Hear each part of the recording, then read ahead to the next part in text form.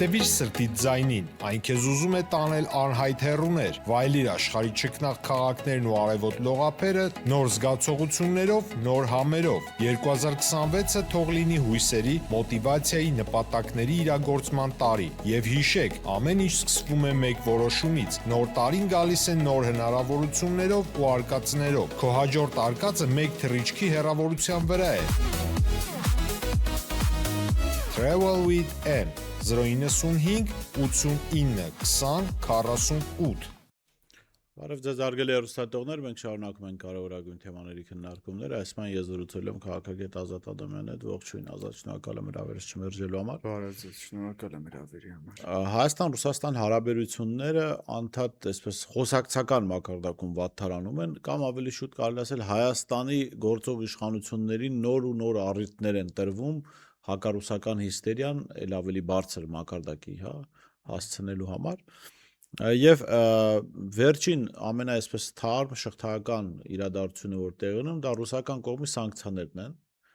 այսպես ասած սանկցիաները, հայկական Հայաստանից արտանվող գյուղմթերքի դեմ,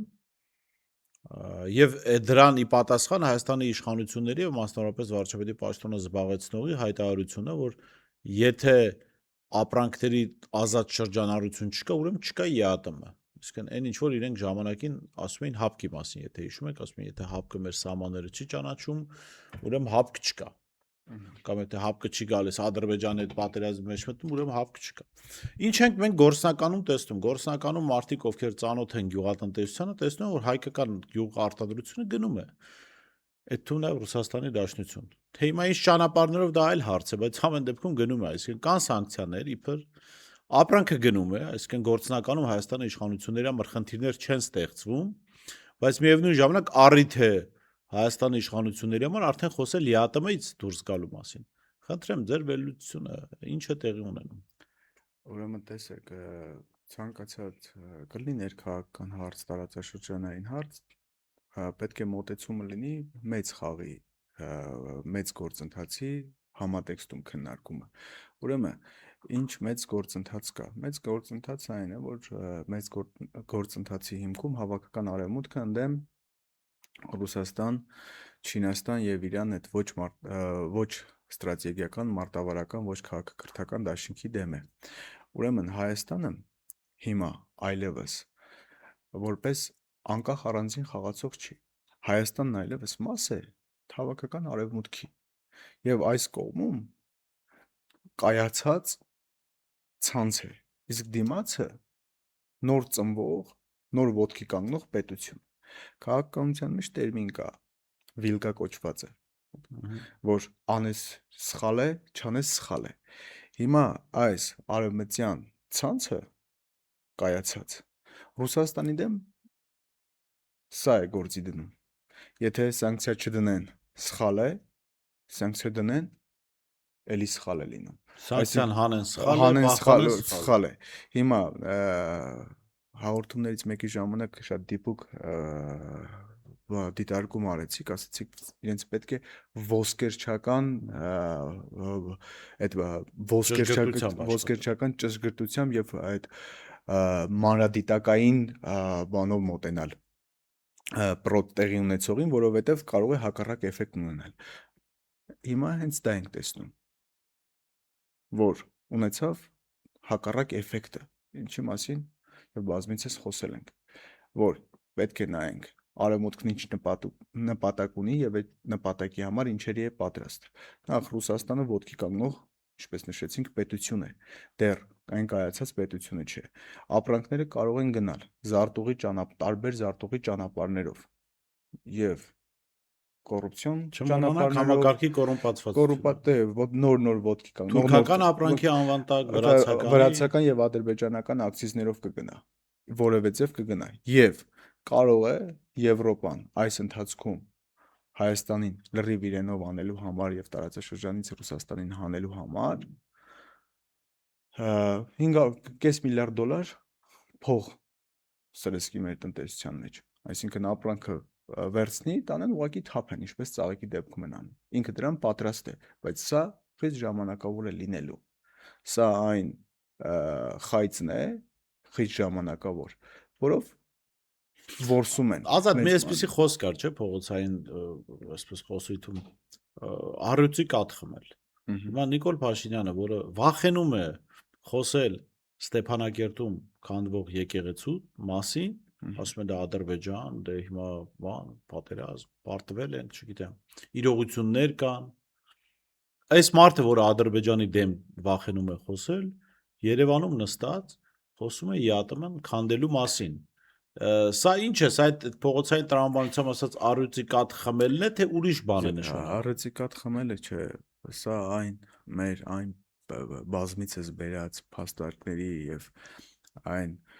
բանի հիմքն է, որ Նիկոլ Փաշինյանը Ռուսաստանից չի վախենում։ Նիկոլ Փաշինյանի վախը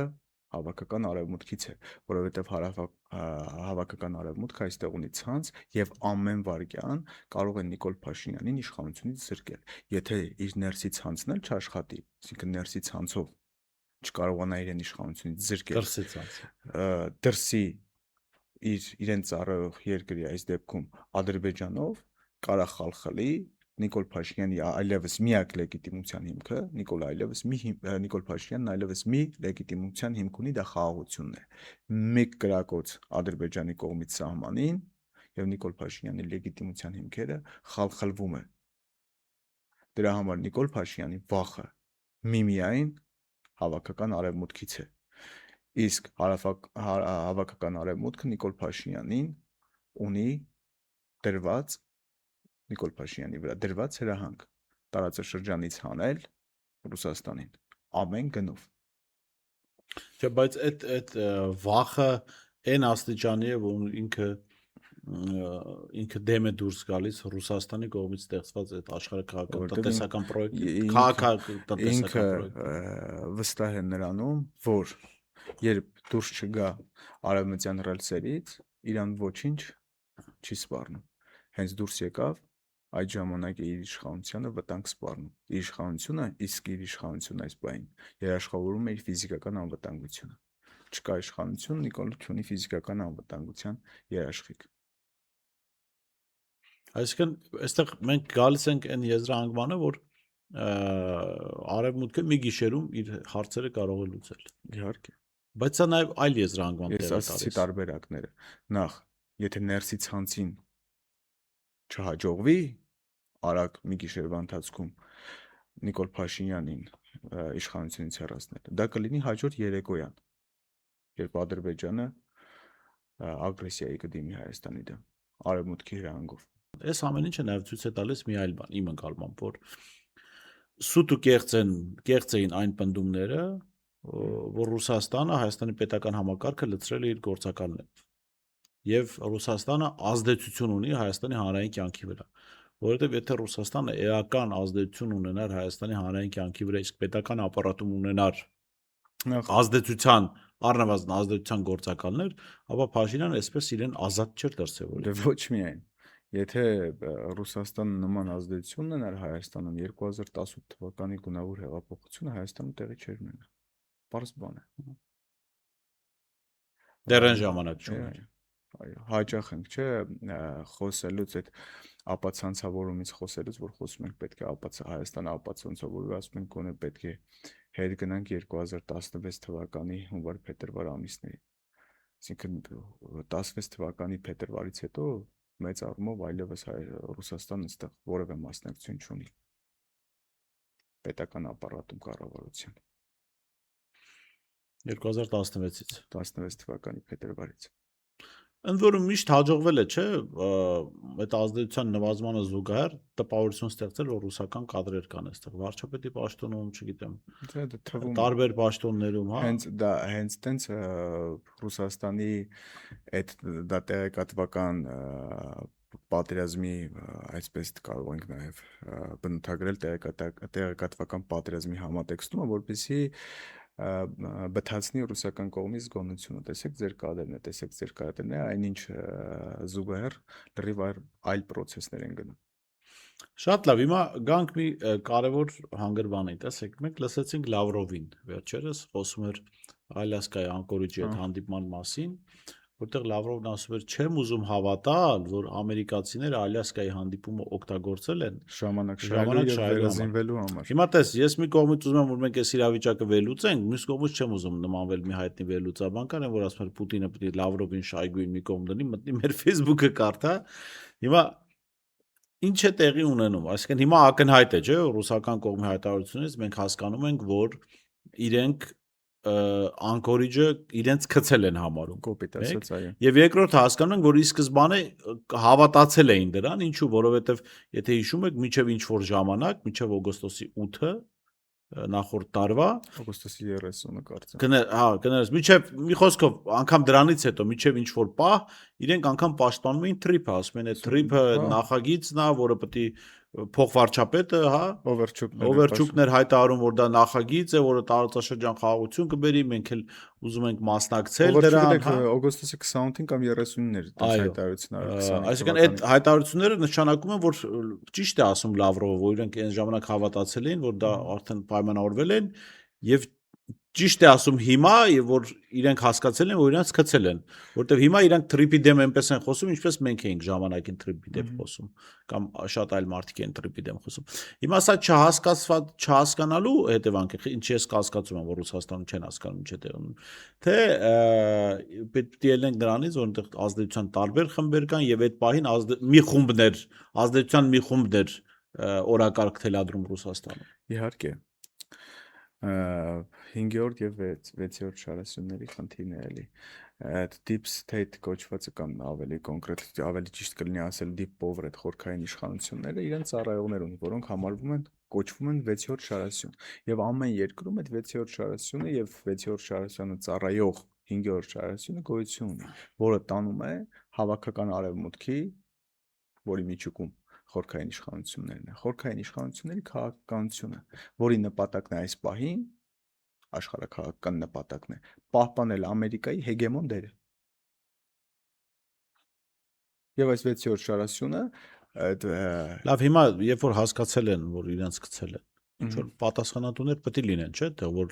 ովքեր համոզում էին, որ այն ժամանակ պայմանավորվածություններ կան։ Ուր են պատժողները։ Էլի այդ ամեն ինչը անելուց ոսկերչական ճշգրտությամբ է պետք մոտենալ խնդրին, որովհետև մի սխալ քայլ կարող է համակարգը փլվել։ Էլի չցելանանք կրկնենք, գործ ունենք կայացած ցանցի եւ կայացած պետության հետ եւ կայացող պետության հետ։ Խնդիրը դրանումն է։ Պարանը, որ մի անգամից ձգում ես, կտրվում է։ Պետք է կամաց ձգել։ Եվ իրենք կտրուկ գործողությունները, հիմա տեսեք իրենք ինչ են անում։ Երեք արդեն կամ առաջի օրը Ռուսաստանում այդ 13 թվականից կարծեմ, 13 թվականից Եվրո 2 բենզինն արգելված էր։ Չէր արտադրում, չէր թողում շուկայում վաճառվել։ Երեք արդեն թույլատրել են այդ բենզինը վաճառել։ Այսինքն ներսում իրենք արդեն Ռուսաստանի համար խնդիրներ են ստեղծում։ Իրավիճակը գերվտանգավոր է Ռուսաստանի համար։ Հավաքական արևմուտքը կրկին համոզվեց մի քանի հարյուրամյա ճշմարտության մեջ, որ Ռուսաստանին արտաքին ճակատով հնարավոր չէ ծնկի բերել։ Հիմա կրկին անցան հին գործիքակազմին։ Ներքին ճգնաժամ հասունացնելը եւ այս ինտենսիվությամբ բայց բենզին չկա թե ձև են տալիս որ չկա, որովհետեւ նայ ես հետևում եմ այդ ռուսական այդ սոցիալական ցանցերի հրապարակումներին, հաճախ մարդիկ տեսնում են, որ այն բենզալցականներում, որտեղ ասում են բենզին չկա, իրականում կա։ Եվ արհեստական դեֆիցիտ է առաջացում ինչ-որ ներողություն, սա նման է մի իրավիճակի, երբ որ կադրերն էլ կան մարդիկ կարող են տեսնել 80-ականների վերջին Մոսկվայում երշիկի պահածոների դեֆիցիտ էր առաջացել։ Արհեստական արհեստ։ Ինչու եմ ասում արհեստական, որովհետև հետո մարդիկ գնում բացահայտում, որ այդ ամբողջը լցված է ինչ-որ դաշտերում, այսինքն այն ինչ-որ պիտի գար Մոսկվայի խանութներ, լցված է դաշտերում։ Հիմա այդ նույն իրավիճակի կրկնությունն է, թե իրականում բենզինի խնդիր ունի։ Տեսեք 1916 թվականին նորից նույնն են արել։ սաբոտաժ են արել։ 6-րդ շարասյունը սաբոտաժ արեց, ցարական Ռուսաստանը փլվեց։ Հացի արհեստական սաբոտաժ արեց, հացի շաքարի պետերբուրգյան խանութներում չկար։ Արհեստականները տայմանը բայեսներում լիքներ, բայց խանութներում չկար։ Նույնն արել է սովետական միության վերջին տարիներին։ Գարբաչ 1985 թվականից սկսած, երբ սառը պատերազմի այդ վերջին փուլն էր։ Հիմա եւ ազդելա նավթամշակման կենտրոնների վրա դրոնային հարձակումները եւ պետք չէ բացառել, որ ներսում 6-րդ շարասյուն է աշխատում։ Ուղղակի ի տարբերություն 1980-ական թվականների եւ 1916 թվականի Ռուսաստանում այս պահին ավելի կուռ փոքր շերտ կա, որոնք ամեն դեպքում փորձում են պահել, պայքարում են դրա համար։ Այդ շերտը գոյություն ունի։ Այնպիսի բացի թողի վիճակ չէր, ինչ նախորդ դարի սկզբին եւ նախորդ դարի վերջին։ Դե այն որ այսքան ժամանակ դեռ ձգում են, դա Դա նշանակում է ինչ որ մարդիկ կան, որ ատամներով, այո, պահում են։ բայց կստացվի երկար պահել։ Կարծում եմ, այո։ Նախ հակառակ բևեռը նեխած վիճակում է, փլուզման շեմին է, ոչ թե նոր ամուր վիճակում է, նոր ծնված եւ ամուր եւ առույգ վիճակում է, այլ ընդհակառակը լճացած եւ նեխած վիճակում է, այսինքն հավաքական արևմուտքը իր միջուկ Ամերիկայով։ Իրենց մոտ խնդիրն ավելի շատ է, քան այս կողմը։ Լավ, հիմա գանք Եվ Հայաստան։ չմոռանանք, միայն Ռուսաստանը չէ։ Դիմադրություն կա Իրանի կողմից եւ Չինաստանի կողմից։ Նու գլխավոր դիմադրությունը կարելի ասել Իրանի կողմից է եւ դեռ այդտեղ շարունակություններ կան, շարունակություն կա դրանք անդրադառնանք, բայց ես ուզում եմ գանք Իսրայելի կողմից Հայոց ցեղասպանության։ Ես չգիտեմ դրան ճանաչում ասենք թե չէ, որովհետեւ կառավարությունն է ընդհանրապես համաձայնություն տվել։ Դա տեղեկատվական մեծ ողջավորության առիթ դարձավ Թուրքիան ու Ադրբեջանը հայտարարություններ արեցին, բայց հետո այսօր պարզվեց, որ Իսրայելի կնեսետը չի կարող քվեարկել այդ նախագիծը, ինչպես նախորդ տասնյակ անգամներ չի քվեարկել,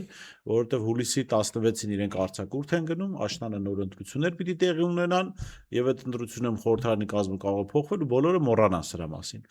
Ակնհայտ է, չէ՞, բոլորի համար հասկանալի է, որ սա Իսրայելի համար կոնկրետ գործիք է, Նեթանյահուի համար գործիք է, ինչ որ խնդիրներ լուծելու ուղղությամբ։ Ընդհանրապես, պարզ է բոլոր դեպքերում էլ ցեղասպանության ընդունումը այս կամ այն պետության կողմից դա իր շահերից դրդված է եղել, բայց ինձ համար մի բան է, երբ որ Հայաստանը աշխատում է եւ այդ պետության շահն էլ ինչ որ պահի զուգահեռվում է եւ դա ընդունվում է, այլ բան է, որ նախաձեռնությունը ընդհանրապես Իսրայելի կողմից է եւ այստեղ ավելի շատ տպավորություն կա, որ փորձում են Հայաստանը օգտագործել այս իմաստով։ Հիմա ո՞րն է ճիշտ մոտեցումը այստեղ։ Հիմա այս հարցին մինչ անդրադառնալը, երբ անդրադառնալուց լինեմ էլի նույն համատեքստով կնմանվեմ այն կենսաբանության քննության գնացած աշակերտին, ով միայն ճանճի մասներ պատրաստել։ Ասում եմ, եթե ձուկը մազվան ունենար, արդեն ճանճ կլիներ վրան եւ այդպես էլի, հիմա հետ կգամ դրան։ Ուրեմն այս ամեն ինչը կրկին եւ կրկին պետք է նայել աշխարհակահաղականի համատեքստում։ Հաճախ խոսում ենք Ադրբեջանից, չէ՞, ինչ խնդրի առաջ է ինքը կանգնած, թե ինչ նպատակով է գիրացվել Ադրբեջանը։ Այդ նույն նպատակով, այդ նույն նաեւ այդ խնդրի մեջ է Թուրքիան։ Թուրքիան 1952 թվականին, որ դառավ ՆԱՏՕ-ի անդամ պետություն եւ ունեցավ ՆԱՏՕ-ի երկրորդ բանակը, իր վրա առաքելություն եւ նպատակ կար դրված։ Ինքը գործիք էր հավաքական արևմուտքի համար։ Հյուսիսային եւ հարավային Կովկասում եւ Միջին Ասիայում Սովետական միությունը քանդվելուց հետո արդեն Ռուսաստանի դիրքերը թուլացնելու եւ պատնեշ, որպեսզի Ռուսաստանը չտարածվի։ Հիմա սա պետք է էլի այդ միաբևեռ եւ բազմաբևեռ աշխարհի պայքարի արճակատման համատեքստում քննարկենք։ Էրդողանը հասկանում է ինչ արկածախնդրության է գնում Ռուսաստանի դեմ բաց արճակատումը։ Ամեն կերպ փորձում է խուսանավել։ Ինչպես Հայոց ցեղասպանության ճանաչում։ Ոչ։ Էրդողանի մասին է խոսքը ոչ թե։ Դա հասկացա, ուզում եմ ասել Իսրայելի հայոց ցեղասպանության ճանաչման բա խուսափելու։ Հիմա Էրդողանը փորձում է խուսանավել իր վրա դրված խնդրից եւ փորձում է բազմաբևեռ աշխարհի հետ կոնտակտներ ձևավորել, որպեսզի կարողանա խուսափի իր վրա դրված առաքելությունից։ Հենց նման process-ներ է սկսում Թուրքիայում ներքաղաքական ճգնաժամ է հասունանում։ Քրդերն են ակտիվանում։ Քրդերն են ակտիվանում, Ընդդիմությունն է։ ընդդիմությունն է ակտիվանում, միանգամից հազարավոր մարդիկ լցվում են փողոցներ։ Պետական սարերից այստեղ։ Հետո մեկ էլ միանգամից այդ ցույցերը հետ են քաշվում, Ամերիկայի կողմից լսում ենք հայտարարություն, որ տարածաշրջանում Ամերիկայի ծայրահեղ դաշնակիցն է Թուրքիան, ծայրահեղ նշվում է, չէ՞, ծայրահեղ դաշնակից։ Հաջորդ նորությունն ենք կարդում, որ վերսկսվել են կործանիչների մասին, F-35-ների մասին խոսակցությունները, որ փոխանցվելու են Թուրքիային։ Եվ այսպես շարունակ։ Հիմա Իսրայելով Թուրքիային տեղին քարտ են ցույց տալիս։ Որպես այդպիսին անկախ խաղացող Իսրայել եւ Թուրքիա գոյություն չունի։ Դա ուռճացված է։ Իբր Իսրայելը կարող է ազդել ԱՄՆ քաղաքականության վրա։ Դա ծիծաղելու է։ Դե հիմա ասում են, հիմա վերլուծաբաններ կան ասում են, ինչու Հայաստանը չի օգտվում այս հնարավորությունից։ Միանգամից իսրայելական լոբին օգտագործի Ամերիկայում եւ Թուրքիային ծնկի բերեն։ Ուրեմն այդ որ լոբիներ տարիներ շարունակ աշխատում Ամերիկայում, որպեսզի չճանաչվի հայոց ցեղասպանությունը։ Երևի իսրայելական։ Երևի չէ, իսրայելական լոբիներ Թուրքիայի շահերը։ Դե հա ասում են հիմա արդեն եկել է այն պահը, որ պետքա օգտագործել 25 թվականից փոխվեց։ Այն որ մի Եվրոպամետ, խիստ Եվրոպամետ մարդ կա, հայտնի։ Դա է։ Ու կիսախելագա։ Հա, կիսա չէ, լրիվ։ Ինքն էլ էր ասում 2025 թվականից հետո մենք լրիվ ուրիշ Իսրայելի հետ գործ ունենք։ Ուզում եմ ասեմ հիմա այդ մարդիկ այդ լոբին չեն կարող օգտագործել։ Ուտելու համար չէ, իրենց տրամաբանությամբ չէ։ Սա ինչու եմ ասում, որովհետև գիտեք, իրադարձություններին շատ պարզունակ կերպով են նայում, ասենք ես էլ երեք նայում եմ, փորձում եմ հասկանալ, ասում լավ, եթե Իսրայելի եւ Թուրքիայի ու Ադրբեջանի հարաբերությունները այսքան լարված են, Բաքու, Ջեյհան պետք է չգնար ախր գազը, նավթամուղը պետք է չգնար։ Թուրքիան պետք է 1 միլիարդ դոլարի արգելք դրել Թուրքիան 24 թվականից Իսրայելի հետ առևտրի, բայց այդ արգելքից հետո Իսրայելը 1 միլիարդ դոլարի ապրանքներ եւ ծառայություններ է ստացել։ Ուրեմն նախ պետք է հստակեցնենք Թուրքիայի դերը էս մեծ խաղում։ Թուրքիան կարևոր 3 կարևոր խնդիր է լուծում հավաքական արևմուտքի համար։ Թուրքական տնտեսությունը փակում է Չինաստանի մուտքը Արևելյան Եվրոպա։ Չինական ապրանքների կենցաղում օգտագործվող այլընտրանքն է առաջարկում Արևելյան Եվրոպայում եւ ոչ միայն Արևելյան Եվրոպայում։ Սա տնտեսական առումով։ Ռազմաքաղաքական առումով Թուրքիան փակում է Ռուսաստանի ճանապարհը դեպի Հյուսիսային Կովկաս եւ Միջին Ասիա։ Հյուսիսային եւ Հարավային Կովկաս եւ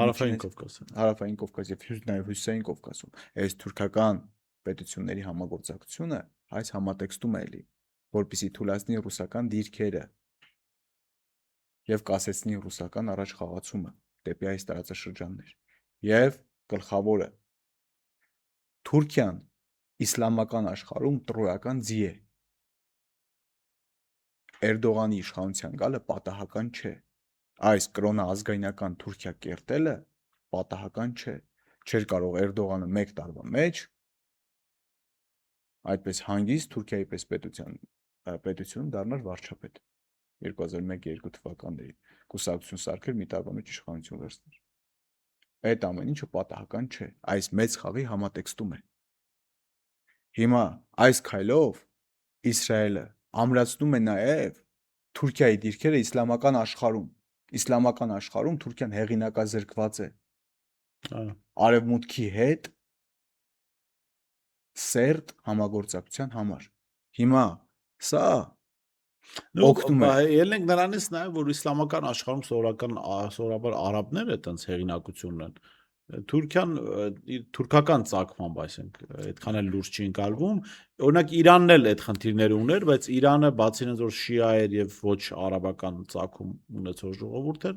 Իրանը այս կոնկրետ գործողություններով ամրացրեց իր դիրքերը իսլամական աշխարհում։ Եվ կարելի է ասել, որ այո, երբ որ այս ձեր խոսքը զուգահեռում ենք, Իրանի այս աճող հեղինակության ֆոնին պետք էր Թուրքիային հանել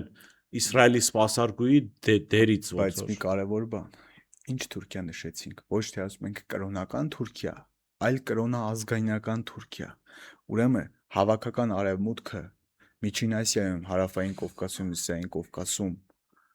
ստեղծել է Թուրքիա, թուրքական գործոն, մեծ մերձավոր արևելքում իսրայելական գործոն, որպիսի շահերի բախում չլինի, Էրդողանը չի գնում պանիսլամիզմի գաղափարախոսությամբ կամ պանօսմանիզմի գաղափարախոսությամբ, որտեղ Երուսաղեմն էր, չէ՞, ճիշտ է, իրենց համար կարևոր քաղաք։ Չեն գնում այս երկու գաղափարախոսությամբ պանիսլամիզմի եւ պանօսմանիզմի, այլ ինչ են դրել։ Պանթուրքիզմը։ Պանթուրանը, թուրանական գաղափարախոսությանը է գնում,